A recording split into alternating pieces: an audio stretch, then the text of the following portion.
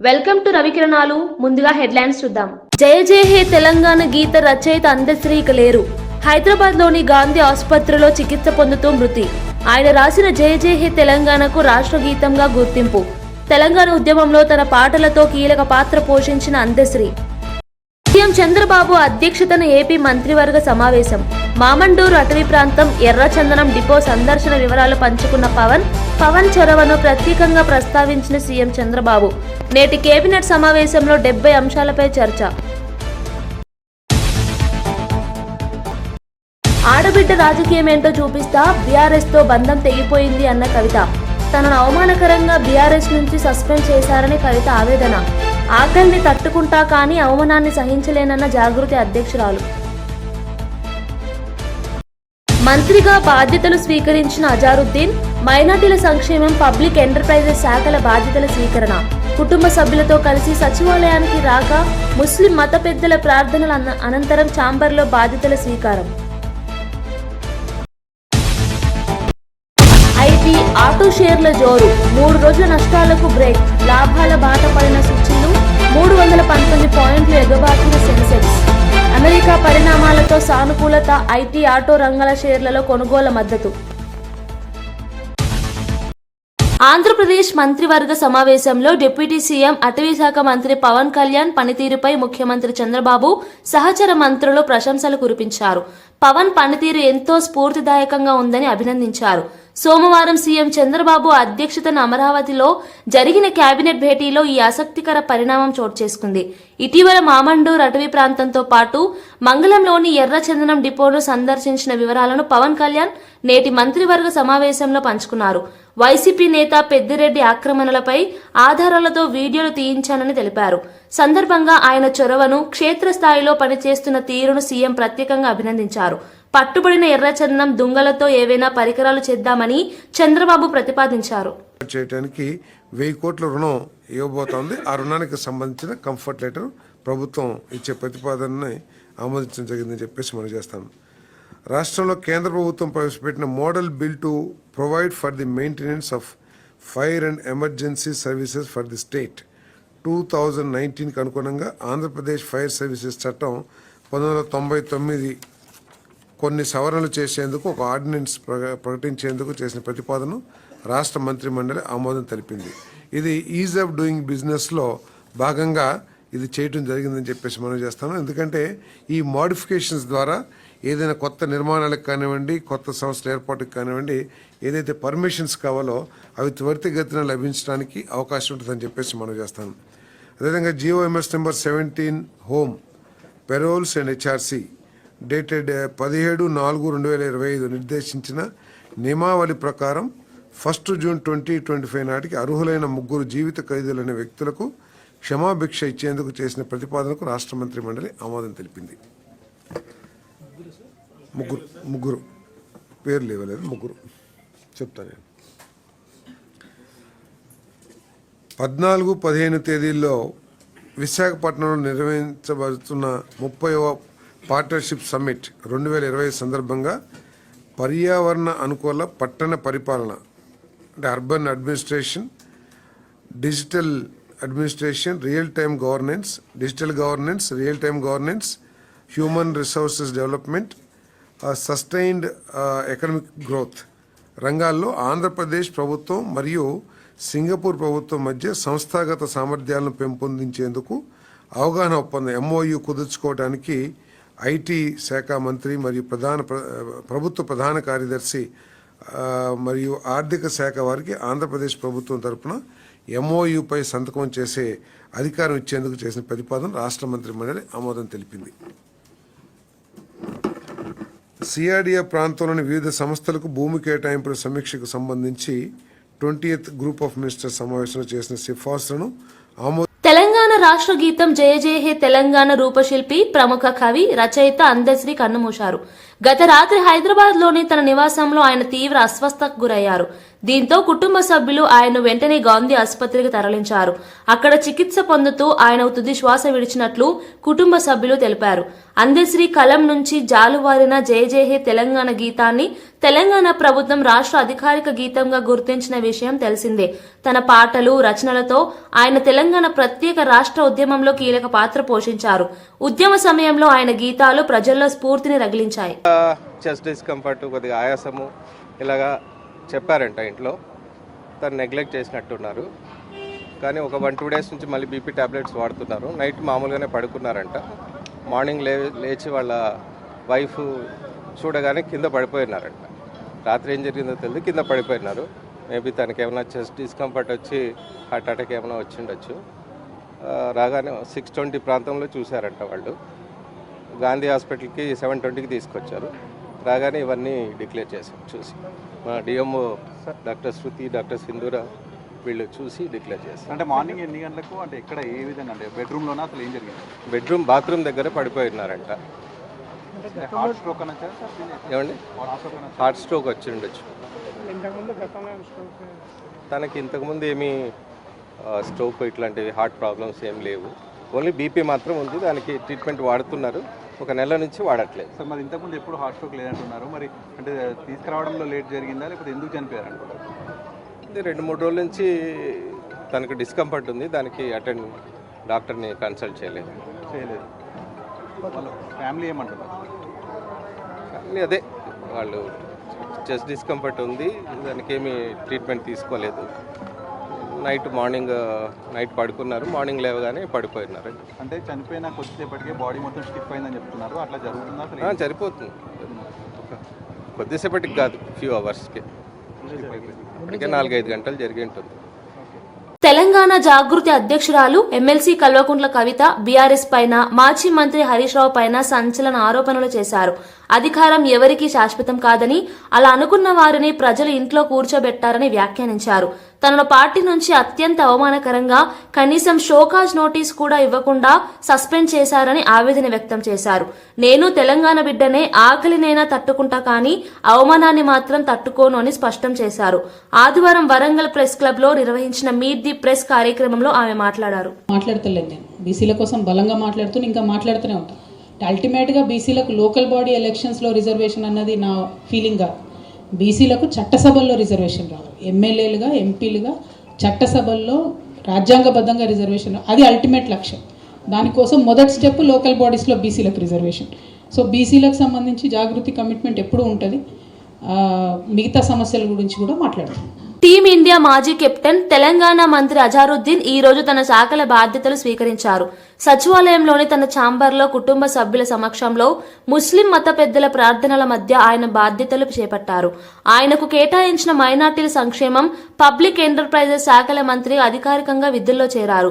ఈ సందర్భంగా మంత్రి అజారుద్దీన్ మాట్లాడుతూ తనపై ఎంతో నమ్మకం ఉంచి ఈ గురుతర బాధ్యతలు అప్పగించిన ముఖ్యమంత్రి రేవంత్ రెడ్డికి కృతజ్ఞతలు తెలిపారు. సీఎం తనపై పెట్టుకున్న నమ్మకాన్ని నిలబెట్టుకునేలా పనిచేస్తానని స్పష్టం చేశారు. మంత్రిగా బాధ్యతలు స్వీకరించిన అజారుద్దీన్ కు పలువురు అధికారులు, నేతలు, సిబ్బంది శుభాకాంక్షలు తెలియజేశారు. వరుసగా 3 రోజుల నష్టాలకు స్వస్తి పలుకుతూ దేశీయ స్టాక్ మార్కెట్లు నేడు లాభాల్లో ముగిశాయి.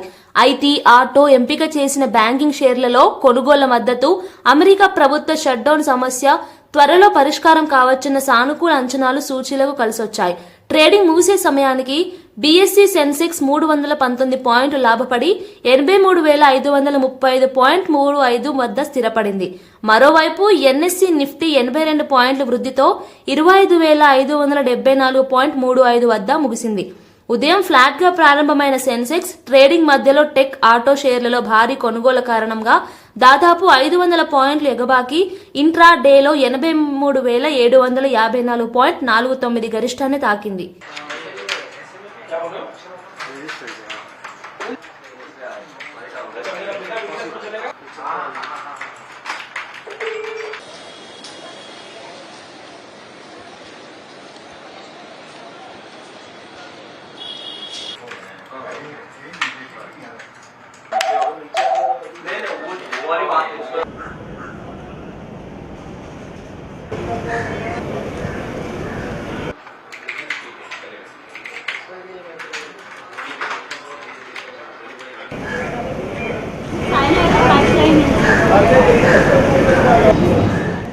దర్గాలోని ప్రసిద్ధ అమీన్ పీర్ పెద్ద దర్గాను సినీ నటుడు కమెడియన్ అలీ ఈ రోజు దర్శించారు.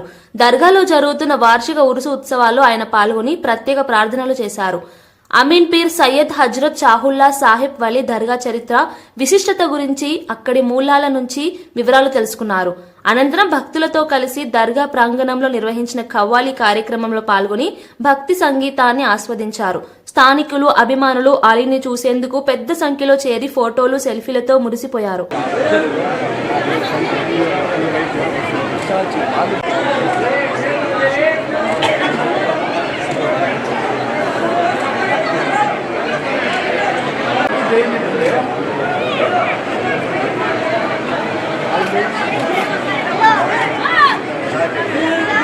ఈ రోజున కడపలో ప్రతి సంవత్సరం ఈ గంధం ఉత్సవం జరుగుతుంటుంది. కడపలో ఈ దర్గా అంటే ప్రసిద్ధి.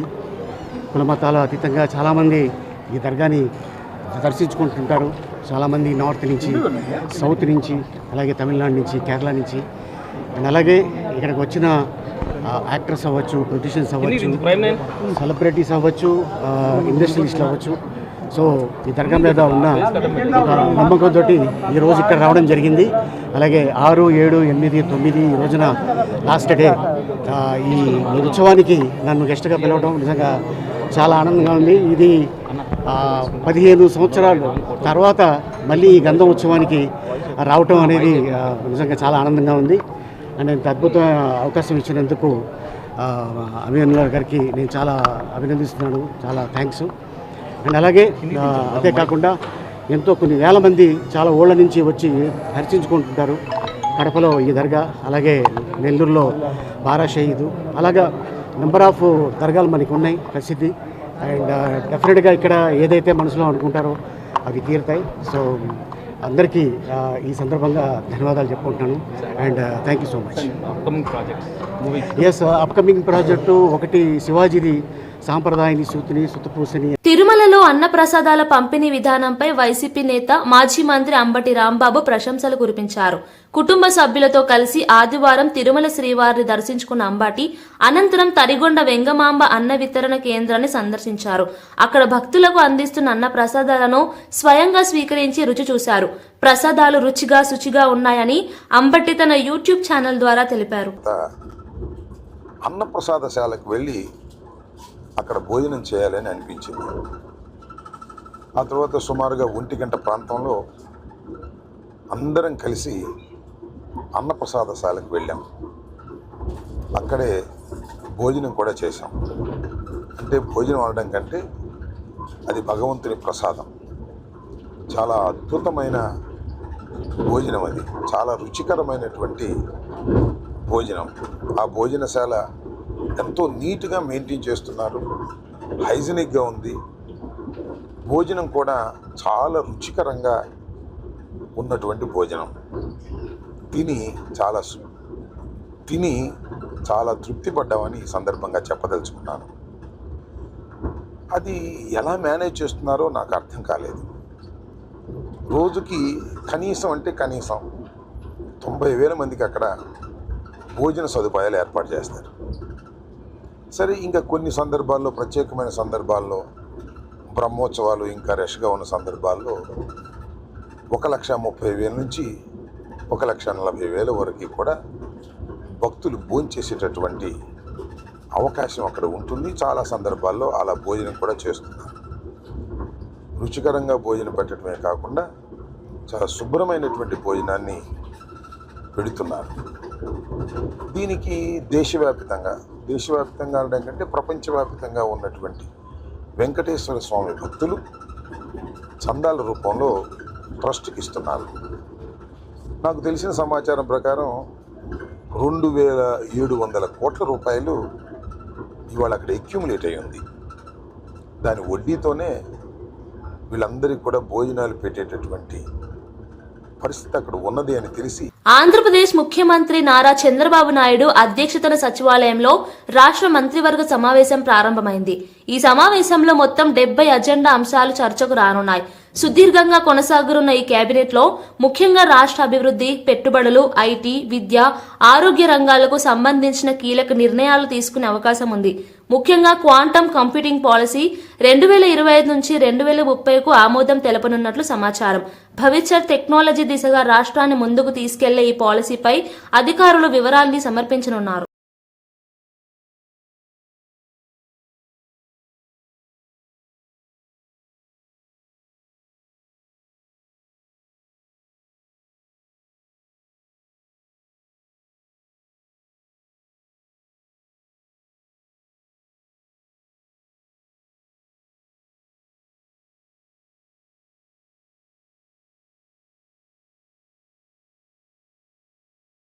పల్నాడు జిల్లాలో రోడ్డు ప్రమాదం త్రుటిలో తప్పింది. హైదరాబాద్ నుంచి బాపట్ల వైపు వెళ్తున్న ఒక ప్రైవేట్ ట్రావెల్స్ బస్సు రాజుపాలెం మండలంలోని రెడ్డిగూడెం దగ్గర అదుపు తప్పి ప్రక్కకు వరిగింది. రోడ్డు పనుల కోసం ఏర్పాటు చేసిన భారీ పైపులకు తగిలి బస్సు నిలిచిపోయింది. ఆ సమయంలో బస్సులో సుమారు 30 మంది ప్రయాణికులున్నారు. అదృష్టవశాత్తు ఎవరికీ గాయాలు కాకుండా అందరూ సురక్షితంగా బయటపడ్డారు. అత్యవసర ద్వారం ద్వారా ప్రయాణికులు బయటకు వచ్చారు. ఘటన జరిగిన వెంటనే స్థానికులు, పోలీసులు అక్కడికి చేరుకుని సహాయ చర్యలు చేపట్టారు. ప్రముఖ రచయిత, కవి అందెశ్రీ మృతి పట్ల ఆయన స్వగ్రామం సిద్దిపేట జిల్లా రేబర్తిలో విషాద ఛాయలు అలుముకున్నాయి. ఆయన మరణ వార్త తెలిసిన వెంటనే గ్రామస్తులు, అభిమానులు తీవ్ర దిగ్భ్రాంతి వ్యక్తం చేశారు. పల్లెటూరులో పశువుల కాపరిగా జీవితం ప్రారంభించిన అందెశ్రీ తన ప్రతిభతో తెలుగు సాహిత్యం లోకంలో ప్రత్యేక స్థానాన్ని సంపాదించారు. తెలంగాణ భాష, సంస్కృతి, మట్టి మనసుకు ప్రతిబింబంగా ఆయన రచనలు నిలిచిపోయాయని గ్రామస్తులు గుర్తు చేశారు. తాము చూసిన అందెశ్రీ ఎప్పుడూ సరళతతో, ఆప్యాయతతో మెలిగేవారని చెప్పారు. అందే కుటుంబం అనేది చాలా పెద్ద కుటుంబం. ఆ కుటుంబంలో నుంచి జన్మించిన వ్యక్తి అందెశ్రీ గారు. అందెశ్రీ గారు ఫస్ట్ జీవిత గమనం స్టార్ట్ అయింది. ఫస్ట్ జీతం ఉన్న వ్యక్తి. జీతం తర్వాత ఆయనే ఈ బస్సుల కాడికి పోయి నాగలు దున్ని ఈ పల్లెన్నీకు వందనాలమ్మ పాట అక్కడి నుంచే స్టార్ట్ అయింది. 25 ఏళ్ళ వయసులోనే ఆయన పాట స్టార్ట్ చేసి కళాకారునిగా ఎదిగిండు. ఆ తర్వాత పూజారి మళ్ళీ ఆయనటనే అక్కడ జీతం ఉన్నాడు. అక్కడి నుంచి మేస్త్రి పనికి హైదరాబాద్ అని పోయిండు. మేస్త్రి పని పోయిన తర్వాత అక్కడి నుంచి చిన్న చిన్నగా పాటలు రాసుకుంటూ, కవితం రాసుకుంటూ ఈ జీవిత గమ్యం మొదలైపోయింది. ఆయన మరణం మాకు చాలా బాధాకరమైన విషయం. అందెశ్రీ గారు చనిపోవడం బాధాకరమైన విషయం. ఈరోజు మా ఊర్లో ఉన్నటువంటి గ్రామస్తులందరూ బాధపడుతున్నారు. అందెశ్రీ ఒక మామూలు వ్యక్తి నుంచి 2 రాష్ట్రాల స్థాయికి కవిగా ఎదిగి జయ జయ తెలంగాణ రాసి తెలంగాణ గీతానికి కారకుడైనటువంటి మా అందెశ్రీ చనిపోవడం మాకు బాధాకరమైన విషయం. ఆయనే ఫస్ట్ జీతం ఉండి, పసుల కాడ జీతం ఉండి, చదువు లేదు, ఏం లేదు. ఆయనకు సహజ సిద్ధంగా ఈ కవిత్వం అనేది సిద్ధించింది. ఆయన తాపే మేస్త్రి ద్వారానే, మేస్త్రి పని చేసుకుంటేనే ఈ పాటలు అల్లిక చేసి దాని ద్వారా ఆయనే అంచెలంచెలుగా ఎదిగి ఈరోజు రాష్ట్ర స్థాయి కాదు 2 తెలుగు రాష్ట్రాలకు ఒక ప్రముఖ కవిగా ఎదిగినటువంటి విషయం అందరికీ తెలిసిందే.